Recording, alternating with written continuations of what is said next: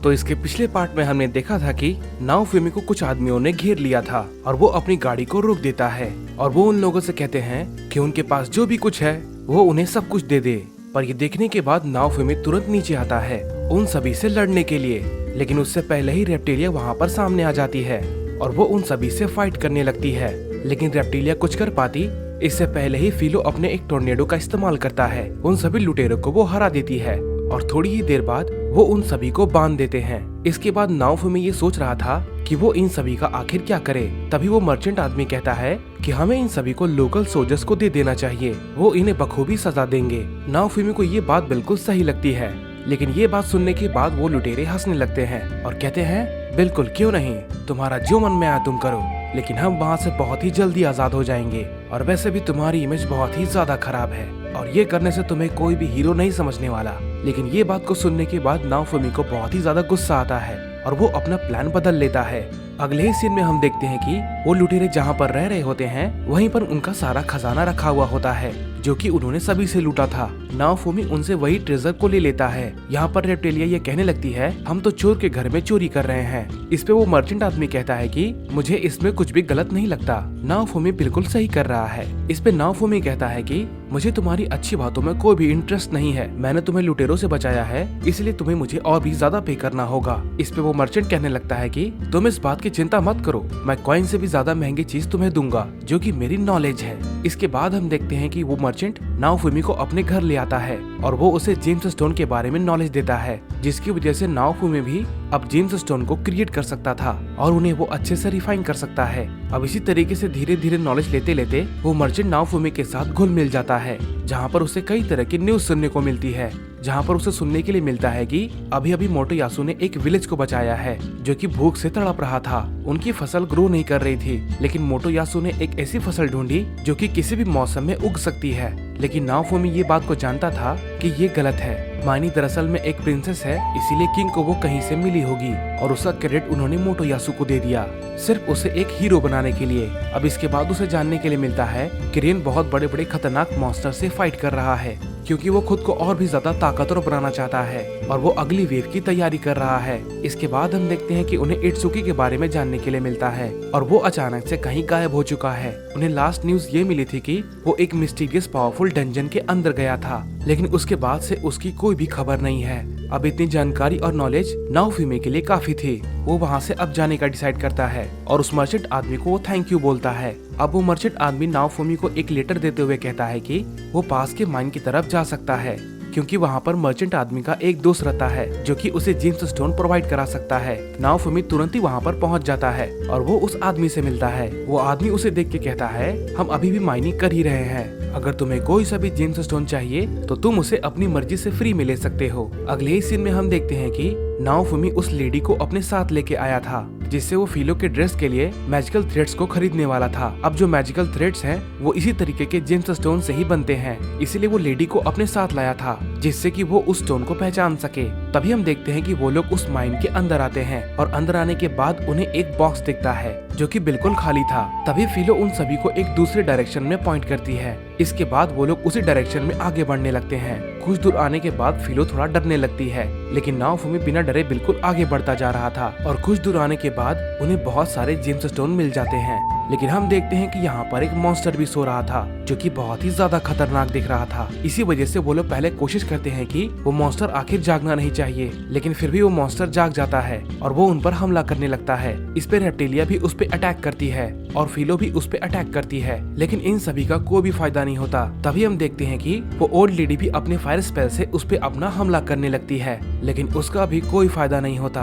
अब इसके बाद हम देखते हैं कि वो मॉन्स्टर नाओफुमी की तरफ अपना हमला करने लगता है, लेकिन यहाँ पर वो अपने शील्ड की मदद से उस मॉन्स्टर को रोक लेता है। इसके बाद हम देखते हैं कि रेप्टिलिया चुपचाप से उस बीस्ट के पीछे आ जाती है और वो उस पे अपना हमला करने वाली होती है, लेकिन वो बीस्ट बारीक आवाज को भी बहुत ही ध्यान से सुन सकता था। इसी वजह से वो रेप्टिलिया के अटैक को रोक लेता है, जिसकी वजह से रेप्टिलिया भी काफी चोटिल हो जाती है। लेकिन इसके बाद नाओफुमी समझ जाता है कि इस बीस्ट को साउंड कुछ ज्यादा ही बारीक तरीके से सुनाई देता है और इसी वजह से वो अपनी एक न्यू स्किल का इस्तेमाल करता है, जिसकी वजह से एक साउंड वेव क्रिएट होती है जो कि बहुत ही ज्यादा तेज थी और इसके कारण वहाँ पर बीस्ट उसे वो सह नहीं पाता और वो वहीं पर मारा जाता है। अब उन्हें वो क्रिस्टल भी मिल जाते हैं। इसके बाद हम देखते हैं कि फिलो उन्हें रिफाइन करते हुए उनमें से कुछ थ्रेड को बनाना शुरू करती है। उस थ्रेड को वो इसलिए बना रही थी क्योंकि उसे वो अपनी एनर्जी की मदद से बनाना जरूरी है, जिससे कि वो क्लॉथ भी उसके एनर्जी के साथ कनेक्ट रहे। और फाइनली हम देखते हैं कि कुछ देर के बाद वो सभी थ्रेड्स को क्रिएट कर लेती है। इसके बाद हम देखते हैं कि वो लोग उस टेलर लेडी के पास जाते हैं,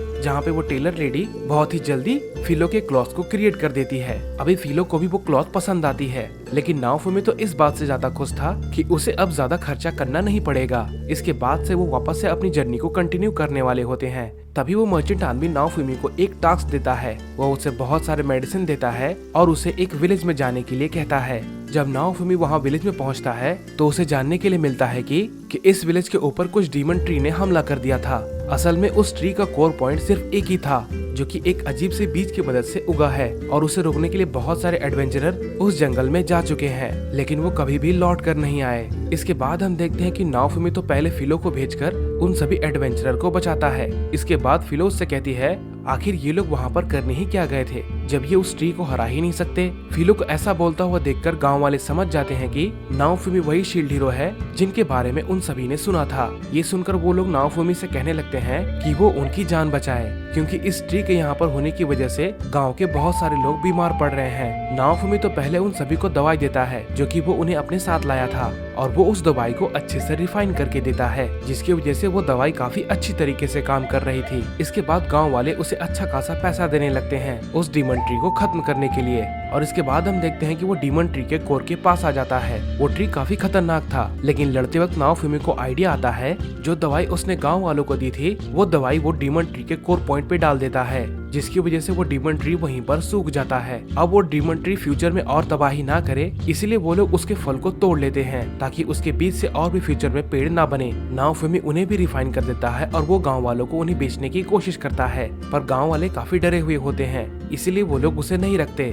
अब गांव के ऊपर से खतरा हट चुका था, इसलिए नाओफुमी वहां से निकलने का फैसला करता है। अब उसे उस मर्चेंट आदमी से एक और नया टास्क मिल गया था, जिसके लिए उसे एक दूसरी जगह पे जाना था जहाँ पर एक हॉट स्प्रिंग है। वहाँ पर पहुँचने के बाद पहले तो वो उस टास्क को कंप्लीट करता है और फिर इसके बाद वो लोग कुछ टाइम तक वहाँ पर रुकने का फैसला भी करते हैं। अभी वहाँ पर वो लोग थोड़ी देर तक रुके हुए थे, लेकिन तभी हम देखते हैं कि रेप्टिलिया को फिलो से थोड़ी सी जलन होने लगती है, क्योंकि वो नाओफुमी के साथ कुछ ज्यादा ही टाइम से रह रही है और उनके रिलेशंस काफी अच्छे होते जा रहे थे। हालांकि उसे जलना नहीं चाहिए, लेकिन फिर भी उसे जलन होती है। और इसके बाद रेप्टिलिया फैसला करती है कि वो नाओफुमी के लिए कुछ करेगी। उसे कुछ लोगों से जानने के लिए मिलता है कि एक खास तरीके का मेटल है जो कि बहुत ही ज्यादा रेयर होता है, और उसे ये भी खबर मिलती है कि पास में एक बर्ड का घोंसला है और उस बर्ड के पास उन्हें वो मेटल मिल सकता है। इसी वजह से रात के टाइम रेप्टिलिया वहाँ पर तुरंत ही चली जाती है, लेकिन आधे रास्ते में पहुंचकर उसे पता चलता है कि फिलो भी उसका पीछा कर रही थी, क्योंकि उसे भी वही मेटल नाओफुमी को देना था। रेप्टिलिया ये बिल्कुल भी नहीं चाहती थी कि वो नाओफुमी को वो मेटल दे,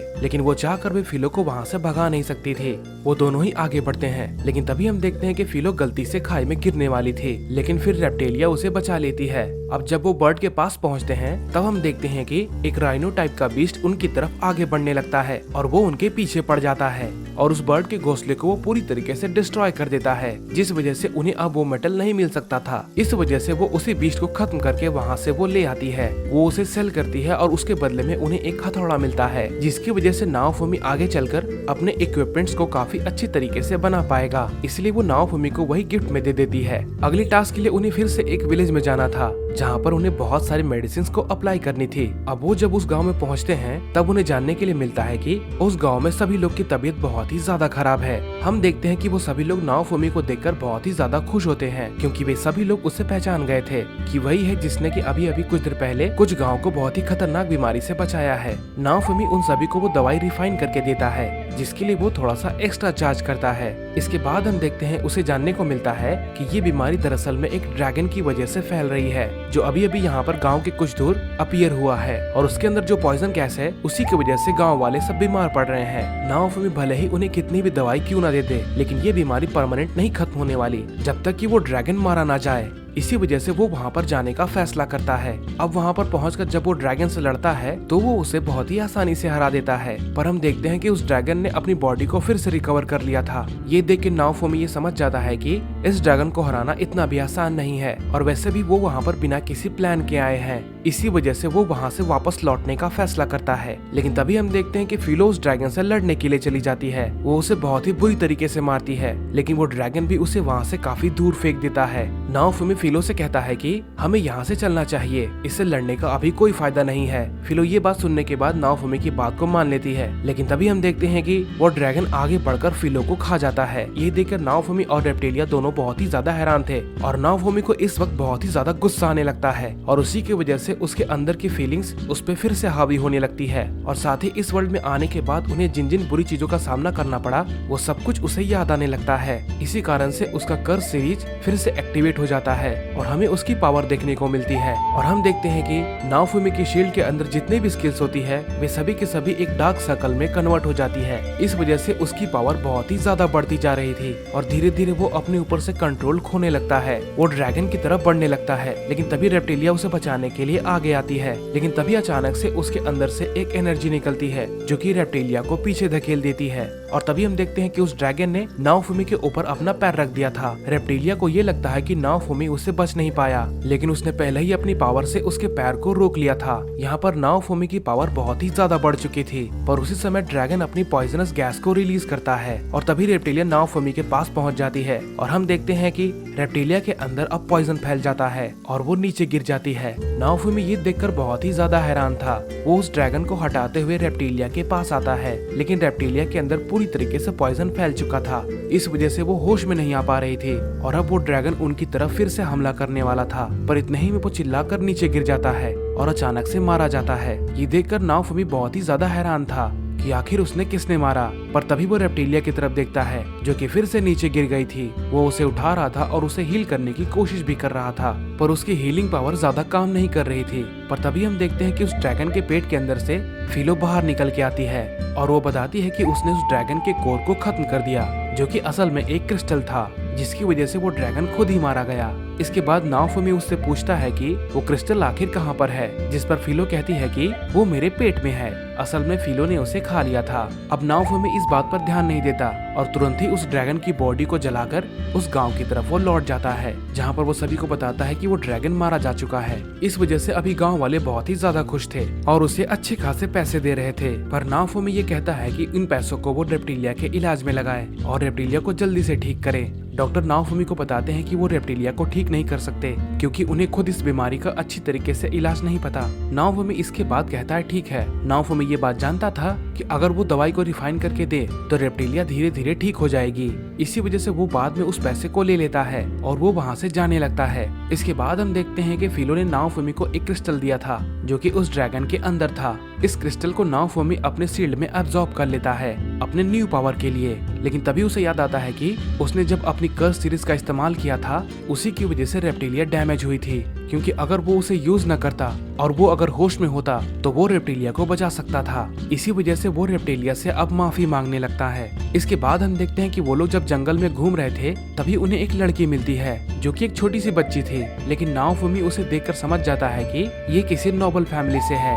इस लड़की का नाम मेंटली है और ये यहाँ पर फिलो को देखकर बहुत ही ज्यादा खुश होती है क्योंकि इसे फिलो की स्पीसीज वाली बर्ड से मिलना था, और ये बात ये जानने के बाद बहुत ही ज्यादा खुश होती है कि फिलो बोल भी सकती है। जब फिलो अपने नॉर्मल फॉर्म में आती है तो मेल्टी उसे देखकर और भी ज्यादा खुश हो जाती है। बाद में हम देखते हैं कि वहाँ पर जो उस गाँव में लोग थे वो लोग उस गांव में जाकर उन सभी को वो मेडिसिन देने लगते हैं और उसके बाद वो लोग वहाँ से निकलने लगते हैं। अभी हम देखते हैं कि मेल्टी भी उनके साथ थी क्योंकि रात के टाइम उसने नाओफुमी से रिक्वेस्ट की थी कि उसे वो किंगडम में छोड़ दे क्योंकि वो असल में किंग की दूसरी बेटी है। ये सुनकर नाओफुमी बहुत ही ज्यादा हैरान था और वो ऐसा बिल्कुल भी नहीं करना चाहता था, पर मेल्टी उसे अच्छे खासे पैसे देने का प्रॉमिस करती है। नाओफुमी ये बात सुनने के बाद मान जाता है और फिर इसके बाद हम देखते हैं कि वो लोग वापस किंगडम की तरफ लौट जाते हैं। किंगडम की तरफ लौटते वक्त नाओफुमी ये रास्ते में नोटिस करता है कि रेप्टिलिया की हालत अभी भी खराब है, उसके ऊपर उस पॉइजन का असर अभी तक खत्म नहीं हुआ था। इसके बाद हम देखते हैं कि वो लोग वापस से किंगडम में आखिरकार पहुंच जाते हैं, जहां पर हम देखते हैं कि नाओफुमी मेल्टी को फिलो के साथ भेज देता है उस किंगडम की तरफ। वो इसलिए था कि मेल्टी ने जो प्रॉमिस किया था नाओफुमी को पैसे देने का वो अपनी प्रॉमिस को पूरा कर सके और इसकी वजह से नाओफुमी भी किसी की नजर में नहीं आएगा। इसके बाद हम देखते हैं जब फिलो और मेल्टी वहाँ से चले जाते हैं तब नाओफुमी रेप्टिलिया को लेकर एक चर्च में आता है और चर्च के बाहर आने के बाद वो देखता है कि वहाँ पे जो टावर होते हैं उन पे 3 मेन कैरेक्टर के सिंबल लगे हुए होते हैं, लेकिन शील्ड का सिंबल कहीं पर भी नहीं लगा हुआ था। ये देखकर उसे बहुत ही गुस्सा आता है, लेकिन फिर भी वो उसके अंदर आता है और अंदर आकर वहाँ पर वो उन लोगों से होली वाटर की डिमांड करता है, क्योंकि होली वाटर ही एक ऐसी चीज है जो कि किसी भी कर्स को खत्म कर सकती है। असल में उस ड्रैगन का पॉइजन एक कर्स के तौर पर रेप्टिलिया के बॉडी के अंदर मिल चुका है, इसी वजह से उन्हें होली वाटर की जरूरत है। वहाँ पर जो प्रीस्ट होते हैं वो नाओफुमी को देखकर कहते हैं होली वाटर तो हम तुम्हें दे देंगे, लेकिन इसके लिए तुम्हें हमें एक गोल्ड कॉइन देना होगा। नाओफुमी इसके लिए तैयार था और वो तुरंत ही उन्हें एक गोल्ड कॉइन दे देता है, लेकिन रेप्टिलिया इस पे उसे मना करती है कि वो ऐसा ना करे क्योंकि गोल्ड कॉइन सच में बहुत ही ज्यादा वैल्यूएबल होती है, लेकिन फिर भी नाओफुमी उसकी एक भी नहीं सुनता। अब हम देखते हैं कि वहाँ पर वो प्रीस्ट होली वाटर की एक बोतल को ले आते हैं, लेकिन हम देखते हैं कि नाओफुमी पहले ही अपनी शील्ड में ये नोटिस कर लेता है कि वो होली वाटर नकली है, मतलब वो किसी भी काम का नहीं था। इसीलिए नाओफुमी उसे असली वाला बोतल लाने को कहता है, नहीं तो ये उसके लिए बिल्कुल भी अच्छा नहीं होगा। इसके बाद हम देखते हैं कि प्रीस्ट भी वहाँ पर असली वाला बोतल मंगाते हैं। नाओफुमी देखता है कि ये असली है, इसी वजह से वो उसे वहाँ से लेकर बाहर आ जाता है। बाहर आने के बाद हम देखते हैं कि किंगडम का एक सोल्जर नाओफुमी के पीछे पड़ा हुआ होता है, जिसे देखकर नाओफुमी को ऐसा लगता है कि वो फिर से किसी प्रॉब्लम में फंसने वाला है और वो ये समझ जाता है कि इसकी वजह से उसका टाइम वेस्ट होगा, इसलिए वो रेप्टिलिया को लेकर वहाँ से भाग जाता है। अब रेप्टिलिया प्रॉब्लम में ना फंसे, इसकी वजह से उन दोनों ने ही अपने अपने रास्ते बदल लिए थे। कुछ दूर भागने के बाद नाओफुमी काफी थक जाता है और इसीलिए वो 2 मिनट रुकने का फैसला करता है, लेकिन इतने में ही मोटोयासु अचानक से उस पे हमला कर देता है। ये देखकर नाओफुमी काफी हैरान होता है और वो ये सोचने लगता है कि कहीं मोटोयासु पागल तो नहीं हो गया, लेकिन तभी मोटोयासु उससे कहने लगता है कि मैं तुम्हें एक और लड़की को स्लेव नहीं बनाने दूंगा। नाओफुमी को कुछ भी समझ में नहीं आता कि वो आखिर किसके बारे में बात कर रहा है, लेकिन तभी हम देखते हैं कि उसे बाद में समझ में आ जाता है कि मोटोयासु दरअसल में फिलो के बारे में बात कर रहा है। इस पे नाओफुमी उसे समझाने की कोशिश करता है, लेकिन तभी मोटोयासु उस पे अपना हमला कर देता है, जिसकी वजह से आसपास की कुछ दुकानें भी टूट जाती है। वैसे वो दुकान वाले मोटोयासु को रुकने के लिए कह रहे थे, लेकिन हम देखते हैं कि दूसरी तरफ के दुकान वाले काफी खुश थे और वो उससे कहते हैं कि बहुत बढ़िया, तुमने बहुत ही अच्छा काम किया है, उनकी सारी दुकानें तोड़ दो। अब इसी वजह से उन दुकानदारों के बीच में भी आपस में लड़ाई होने लगती है। यहाँ पर मोटोयासु भी नाओफुमी पे फिर से हमला करने वाला था, लेकिन हम देखते हैं कि उससे पहले ही वहाँ पर एक सोल्जर आ जाता है जो कि नाओफुमी का पीछा कर रहा था। वो यहाँ पर मोटोयासु से रुकने को कहता है, लेकिन इतने में वहाँ पर माइनी और उसके साथी भी आ जाते हैं जो कि नाओफुमी को घेर लेते हैं और माइनी नाओफुमी से कहती है कि उसे फिर से मोटोयासु के साथ एक डुअल मैच करना होगा। नाओफुमी ये देख के सोचता है कि आखिर ये कैसी पागलपंती है, क्योंकि वो जब भी यहाँ पर आता है तो उसे मोटोयासु के साथ लड़ने को कहा जाता है। पर इतने ही में हम देखते हैं कि वहाँ पर मेल्टी, रेप्टिलिया और फिलो भी आ जाते हैं। मेल्टी उन्हें रुकने के लिए कहती है और यहाँ पर नाओफुमी को जानने के लिए मिलता है कि मेल्टी दरअसल में सेकंड प्रिंसेस है और इसी वजह से नाओफुमी को यहाँ पर फाइट नहीं करनी पड़ती। अगले ही सीन में हम देखते हैं कि वे सभी लोग वहाँ से निकलकर ब्लैक स्मिथ के पास आते हैं, जहाँ पर वो मेल्टी से पूछता है कि दरअसल में वो है कौन। इसके बाद हम देखते हैं कि मेल्टी उन्हें बताती है कि वो दरअसल में किंग की दूसरी बेटी है, यानी कि वो एक प्रिंसेस है। तभी मेल्टी नाओफुमी से कहती है कि उसे नाओफुमी से कुछ जरूरी बात करनी है, लेकिन तभी नाओफुमी उससे कहता है कि मुझे तुम पर बिल्कुल भी भरोसा नहीं है, और ऐसा वो किंग के बर्ताव के कारण कह रहा था। ये सुनने के बाद मेल्टी को काफी बुरा लगता है। तभी हम देखते हैं कि वहाँ पर एक और सोल्जर आता है और वो उससे कहता है कि वो मेल्टी को वहाँ पर बुला रहे हैं। इस वजह से मेल्टी अब वहाँ से चली जाती है और दूसरी तरफ हम देखते हैं कि जब मेल्टी अपने फादर से मिलकर वापस लौट रही थी, तभी हम उसकी मदर को देखते हैं जिन्होंने मेल्टी को असल में भेजा था कि वो जाकर माइनी को रोके नाओफुमी और मोटोयासु का डुअल मैच करवाने से। मेल्टी ने ये काम तो कर दिया था, लेकिन उसकी मदर का जो सीक्रेट मैसेज था जो कि उसे नाओफुमी को पहुंचाना था, वो मैसेज उसे दे नहीं पाई। इसी वजह से वो थोड़ी सी उदास थी। इधर हम देखते हैं कि फिलो भी थोड़ी सी उदास होती है क्योंकि मेल्टी उसकी एक अच्छी फ्रेंड बन चुकी थी और नाओफुमी ने सिर्फ किंग और माइनी के बर्ताव को देखकर मेल्टी को वहाँ से भगा दिया। लेकिन हम देखते हैं कि नाओफुमी को इस चीज से कुछ ज्यादा फर्क नहीं पड़ रहा था। इसके बाद हम देखते हैं कि फिलो वहाँ से गुस्सा होकर चली जाती है और कुछ देर के बाद वहाँ पर बहुत सारे गार्ड्स आते हैं और उनके साथ में कुछ डेमी ह्यूमंस भी थे जो कि नाओफुमी से रिक्वेस्ट करते हैं कि वो उन्हें अपनी टीम में ले ले नेक्स्ट वेव के लिए, क्योंकि वो किसी और दूसरे मेन कैरेक्टर की हेल्प नहीं करना चाहते, क्योंकि वो पिछले वेव के टाइम उन सभी का रिएक्शन देख चुके हैं। वो सिर्फ और सिर्फ लड़ने में विश्वास करते हैं, उन्हें बाकियों से कोई भी मतलब नहीं है। नाओफुमी इसके लिए मान जाता है, लेकिन इसके लिए वो उन सभी से 150 कॉइन की डिमांड करता है। तभी वो लोग कहते हैं कि ठीक है, जब उनके पास इतने कॉइन आ जाएंगे तब वो सारे कॉइन्स नाओफुमी को दे देंगे, जिसके लिए नाओफुमी भी मान जाता है और उन सभी को जाने के लिए कहता है। अब जब वो लोग वहाँ से चले जाते हैं तो इसके बाद हम देखते हैं कि नाओफुमी अपने लिए और रेप्टिलिया के लिए कुछ आर्मर्स को ब्लैक स्मिथ से अपग्रेड कराने लगता है। जिसके बाद नाओफुमी उस ब्लैक स्मिथ से पूछता है कि मेरे सिस्टम में रेप्टिलिया के नाम के आगे कुछ स्टार बने हुए आ रहे हैं, आखिर उनका मतलब क्या है। जिसके बाद हम देखते हैं कि ब्लैक स्मिथ नाओफुमी को बताता है कि दरअसल में ये स्टार्स लेवल अपग्रेड को शो करते हैं। इसका मतलब ये है कि रेप्टिलिया का लेवल अब पहले के मुकाबले काफी बढ़ चुका है और वो अपना क्लास अपग्रेड कर सकती है। नाओफुमी ये सुनने के बाद काफी हैरान था, क्योंकि उसे पहले इस बारे में कुछ भी पता नहीं होता। उसे ये भी जानने के लिए मिलता है कि अभी कुछ टाइम से रेप्टिलिया और फिलो ने अपने लेवल को अप नहीं किया था, क्योंकि अभी तक उनका क्लास अपग्रेड नहीं हुआ है। क्लास अपग्रेड के बाद वो अपने लेवल को और भी ज्यादा बढ़ा सकते हैं और इसके लिए वहाँ पर उन्हें सिटी टावर के अंदर जाना था। वहाँ पर पहुँचने के बाद जब नाओफुमी क्लास अपग्रेड की बात करता है तो वहाँ पर जो लोग होते हैं वो उसके लिए राजी होते हैं। पर तभी हम देखते हैं कि वहाँ पर एक लेडी आती है और वो उसे बताती है कि नाओफुमी इस टावर से बैन है। इसका मतलब ये साफ है कि उसे क्लास अपग्रेड करवाने की परमिशन बिल्कुल भी नहीं है। ये सुनने के बाद नाओफुमी को काफी गुस्सा आता है और इसके बाद वो वहाँ से चला जाता है और इसके बाद वो सीधा ही उस मर्चेंट के पास जाता है जहाँ पर से उसने वो एग खरीदा था जिसके अंदर से फिलो निकली थी। अब यहाँ पर आने के बाद उस मर्चेंट से वो पूछता है कि वो आखिर इन दोनों का क्लास अपग्रेड कैसे करवाता है और हम देखते हैं कि वो मर्चेंट अभी काफी फेमस हो चुका था, क्योंकि उसने नाओफुमी को इतनी पावरफुल डेमी ह्यूमन जो दी थी। इसी की वजह से वो उसे वो चीज बता देता है। वो उसे बताता है कि मैं ये काम दूसरे सिटीज से करवाता हूँ। वो यहाँ पर 3-4 सिटीज का नाम बताता है और वो नाओफुमी को बताता है कि उसे आखिर किस सिटी के अंदर जाना चाहिए। अब जब नाओफुमी सिटी का नाम सुनता है और जब वो उसे मैप में देखता है तो वो समझ जाता है कि ये यहाँ से बहुत ही ज्यादा दूर है और अगली वेव अब बहुत ही जल्दी आने वाली है, तो इसी वजह से वो वहाँ से जा नहीं सकता। इसका मतलब वो कुछ टाइम के लिए लेवल अप नहीं कर सकते। इसीलिए हम देखते हैं कि वो मर्चेंट फिलो के लिए एक डिवाइस दे देता है जो कि उसे वो अपने पैरों में पहन सकता। इसकी वजह से उसकी स्पीड भी तेज हो जाएगी और साथ ही जो उसके अटैक पावर है वो भी कई गुना बढ़ जाएगी। अभी फिलो को इसकी प्रैक्टिस बिल्कुल भी नहीं है, इसीलिए वो कुछ मॉन्स्टर से फाइट करके उन्हें हराते हैं, जिस चीज से फिलो को उस डिवाइस की थोड़ी सी समझ हो जाती है। इसके बाद हम देखते हैं कि नाओफुमी उस ब्लैक स्मिथ के पास आता है और वो वहाँ से निकलने ही वाला था अगली वेव की तैयारी के लिए। तभी हम देखते हैं कि वहाँ पर वो सभी सोल्जर्स आ जाते हैं और उनके साथ वो डेमी ह्यूमंस भी थे जो कि नाओफुमी की टीम में ज्वाइन होना चाहते थे। उन्होंने अब उतने कॉइन को जमा कर लिया था जितने की नाओफुमी को चाहिए थे, जिसके बदले नाओफुमी उन्हें कुछ आइटम देता है जो कि वेव के दौरान उन्हें हेल्प करेंगे। यहाँ पर वो नाओफुमी के टीम से जुड़ चुके थे, इसलिए नाओफुमी के सील सिस्टम में उनके नाम अपीयर हो जाते हैं। अब नाओफुमी को उस वेव को क्लियर करने के लिए एक प्लान की जरूरत थी, जिस वजह से वो बाद में एक मीटिंग को ऑर्गेनाइज करता है। अब इसके बाद हम देखते हैं कि जब वो एक रेस्टोरेंट में बैठकर खाना खा रहा था तभी अचानक से वहाँ पर उसकी मुलाकात रेन और इत्सुकी से होती है। वो दोनों वहाँ पर उसे देखकर काफी हैरान थे और नाओफुमी भी उन्हें देखकर काफी हैरान था। इसके बाद हम देखते हैं कि इत्सुकी और रेन दोनों ही नाओफुमी के पास आते हैं, लेकिन तभी हम देखते हैं कि इत्सुकी नाओफुमी से थोड़ा सा गुस्सा था क्योंकि उसने उनके कुछ टास्क को चुरा लिए थे। लेकिन नाओफुमी उन्हें समझाता है कि उसने किसी भी टास्क को नहीं चुराया, बल्कि गलती इन्हीं दोनों की है और वो उन्हें उनकी गलती बताता है। और पहली गलती उन्हें ये बताता है कि वो कुछ ही टाइम पहले एक विलेज में गया था जहाँ पर लोगों के ऊपर बहुत ही भारी टैक्स लगा हुआ था, जिससे कि उनके विलेज को वापस से डेवलप किया जा सके।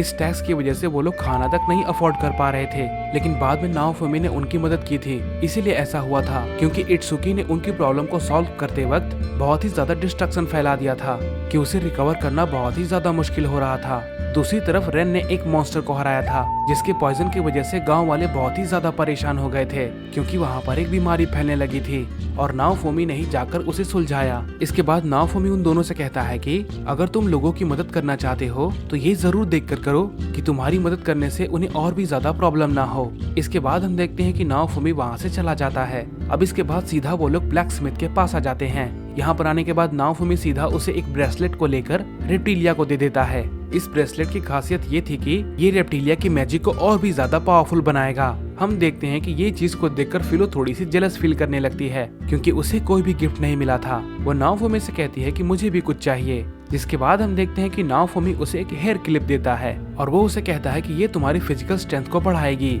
ये सुनने के बाद फिलो बहुत ही ज्यादा खुश होती है। तभी हम देखते हैं कि वहाँ पे वे सभी सोल्जर्स आ जाते हैं जिन्होंने नाओफुमी की टीम को अभी अभी ज्वाइन किया था, क्योंकि अब जल्दी ही वेव स्टार्ट होने वाली है। हम देखते हैं कि कुछ सेकंड का काउंटडाउन स्टार्ट होता है और वे सभी लोग वहाँ से टेलीपोर्ट हो जाते हैं। अब ये सभी लोग उसी जगह पे आ जाते हैं जहाँ पे वेव ऑलरेडी स्टार्ट हो जाती है।